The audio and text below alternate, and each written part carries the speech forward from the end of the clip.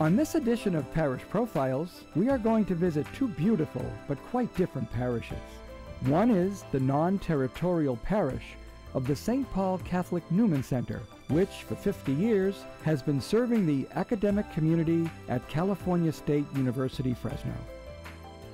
20 miles north of that, we'll visit the first church and the oldest parish in Madera County, which currently is the third largest of the 89 parishes serving the ever-growing Catholic community of the 8-county Diocese of Fresno.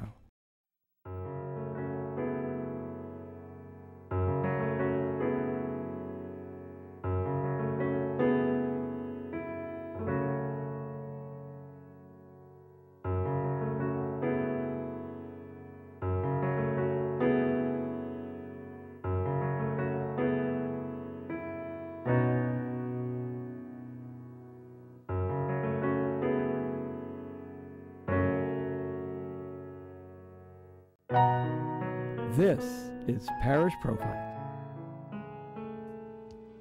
Our visit to the St. Paul Catholic Newman Center will focus on the rite of Christian initiation of adults, the process by which adults become members of the Catholic Church.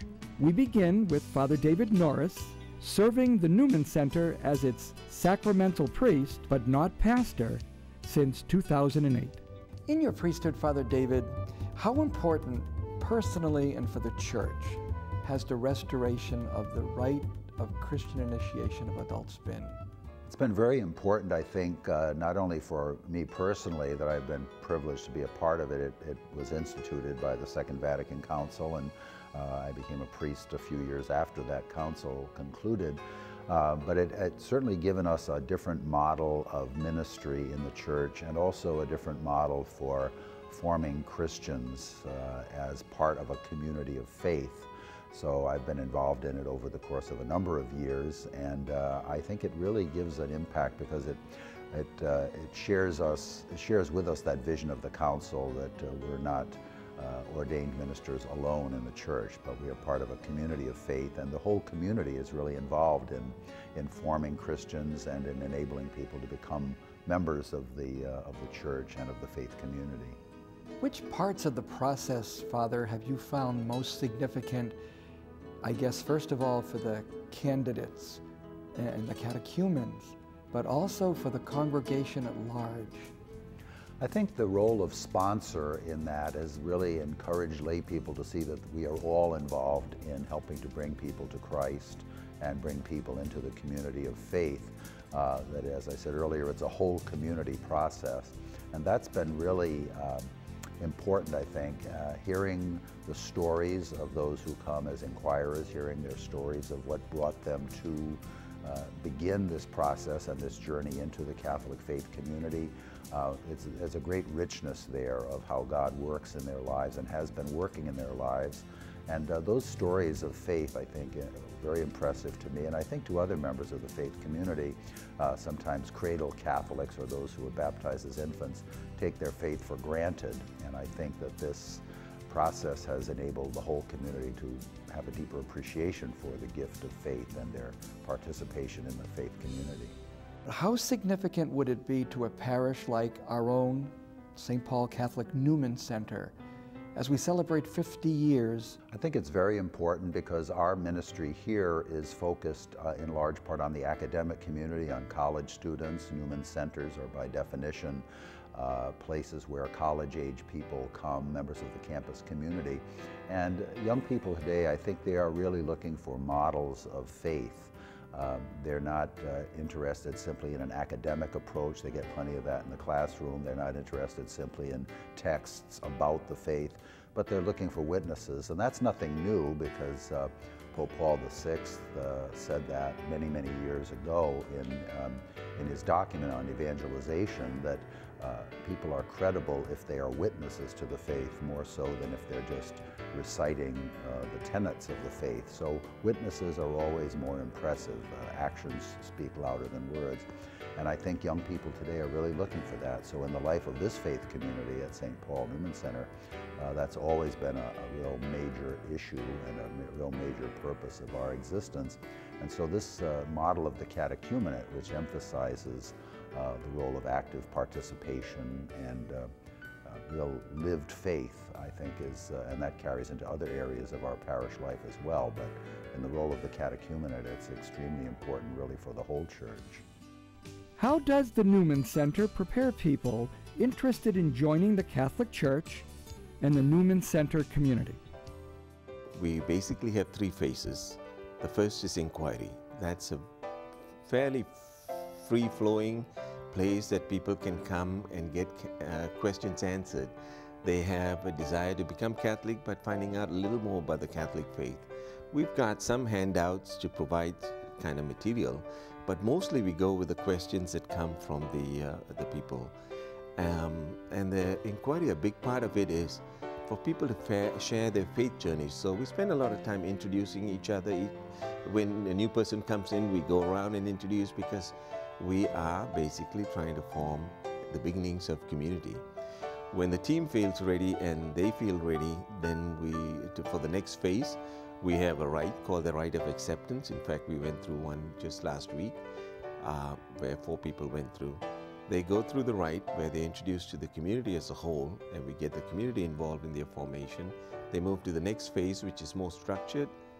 Topics to be covered like sacraments, baptism, social justice teaching, all that stuff. They also get some specific prayer kind of experiences there. And then when they finish through that process and they're ready for baptism or being received in the church, if they've already been baptized, they do that in Easter. Then we have maybe 6 months about what we call mystagogia, where they can slowly get more involved in the community. Some of them join the choir, some actually join the RCIA team. One member, for instance, she was converted 2 years ago. She does services in the prison as a prison ministry. Some people take communion to people who are confined at home. So they get more involved in the church. What can you say about this year's process? We are in a transition phase. So I want to take a little time, first of all, in team building. And so I'm getting more new people into the team. And then I want to spend some time developing a vision. I'm a big believer in vision. I think vision drives everything. And so I want people to get a sense of, this is not volunteerism, this is ministry. Ministry is a little different. So we'll spend time, give of ourselves, like other missionaries do, and form our vision and where we go with that. For instance, we need to have some discussion of what's the role of evangelization in RCIA. Do we just sit back and wait for people to call in and say, yes, I'm going to marry a Catholic, so I want to become Catholic, can I do this process?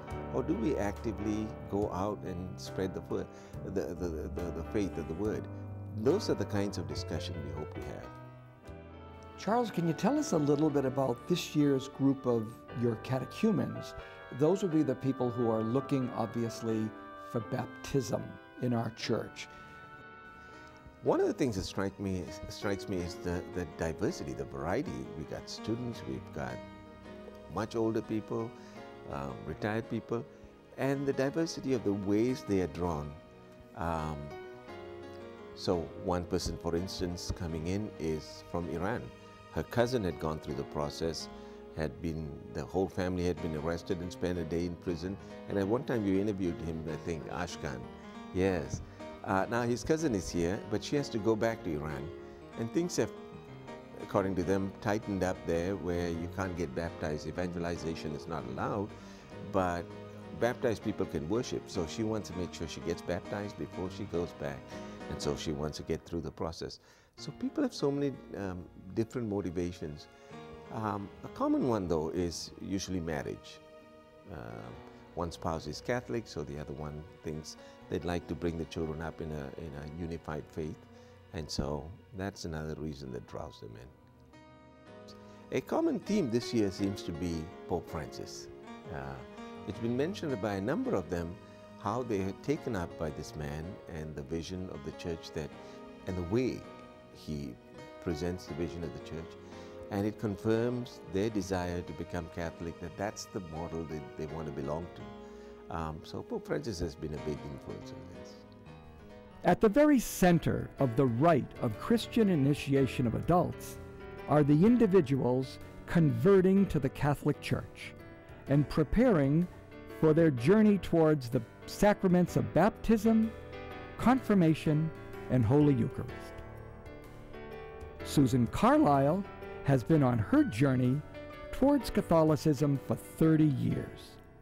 I was baptized a Protestant, but my journey toward Catholicism really started 30 years ago when I was able to see Pope John Paul II at a papal mass in Rome, and I was very close to the aisle, and as he walked down, I felt such a presence, both physical and emotional. I have never forgotten it, and it started me thinking about becoming a Catholic. Further along, my daughter married a Catholic in 1990, my oldest daughter, and the joy that the Catholic Church has brought her also was a lesson for me and something to watch. But where I really, really seriously decided to do it was with the election of Pope Francis. And I thought, this is the kind of church I want to belong to. And so I started looking around for RCIA groups and found this one. How did it become the Newman Center? Well, I made several phone calls, and most of the churches in town have Tuesday night for RCIA, and it's very strict Tuesday night. I cannot do Tuesday nights, so I called the Newman Center, and I talked to Arlene, and she said, we meet you where you are, which was rather overwhelming, and so I came and talked to her, and I started last September. How has the process been for you since then? I started and I didn't know what to expect, and I felt very, very welcomed. It's very open, all the questions you want to ask, it's fine. Very casual, very safe, very, very wonderful. I've made a new friend, another RCIA member, and it's been a really, really good experience. Susan, so you have two sponsors, usually one gets one. How did you pull that off? Did the Newman Center allow it or what? Well, the Newman Center allowed it, and here's how it happened. Part of my becoming Catholic, it was so important part was my daughter Julie down in Southern California has been so instrumental in helping me make this decision in her loving daughter way. And they immediately, when I told them I wanted to have her as an out-of-town sponsor, they were fine with it. They suggested maybe having a local sponsor too, so I have both. And Arlene Chowchik has actually volunteered to be my local sponsor here, and she's the first person I talked to when I came to Newman Center, and she's the one that said, we meet you where you are, and they have done that. So I have two of them. My daughter will be up with her family for the Easter Vigil when I get my confirmation and First Communion, and of course Arlene will be with me also, so I feel doubly blessed. Newman Center allowed this, and I really, really am thankful for that. Could you tell us what it was that happened when you were presented to the community? It's kind of hard to explain, but it felt almost like I was coming home, like this was what's supposed to happen, and this was what I was supposed to be doing, and that I had finally gotten here. California State University graduate student Karina Rubio's process has been shorter, but is no less intense. How did you ever get into the process at the Newman Center for catechumenate? I actually had a few friends who attended here, Family, Faith, and Friends, and I actually have a few friends who actually sing on Sunday. So I attended certain functions here with them for college night, and I would kind of ease my way in, and I found Arlene.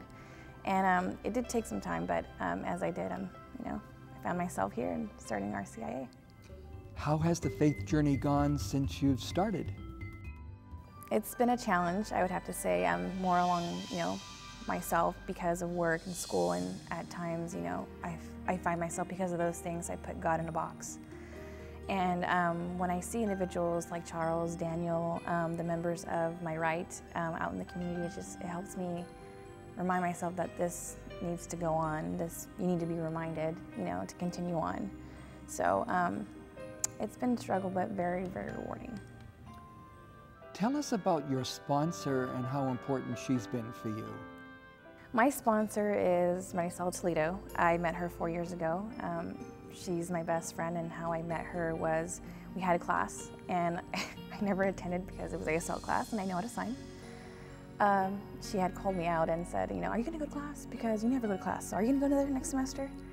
And there was this connection to her at that time of my life. I was in such a black hole that I found her to be, until this day, she's like my godly sister. So I can't find words to express that. And she is obviously journeying with you still. Yes. Could you tell us in conclusion anything about the rite of acceptance that you celebrated last year?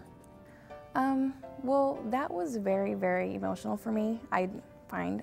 For me, I would put it as a milestone in my life. It's a new start, and as I came in blindfolded. I didn't know what to expect, and as the rite of passage started, I was the first, and as it moved on, I found myself crying because it's just more a refreshment, more of, I need to be here, I'm right, this is where I need to be, and if there was a phrase or words, it'd just be, I was just at peace with myself, and that's all that mattered. We hope you enjoyed this brief look at how people join the St. Paul Catholic Newman Center. After the break, we'll see what keeps St. Joachim Parish alive and very active 133 years after its establishment.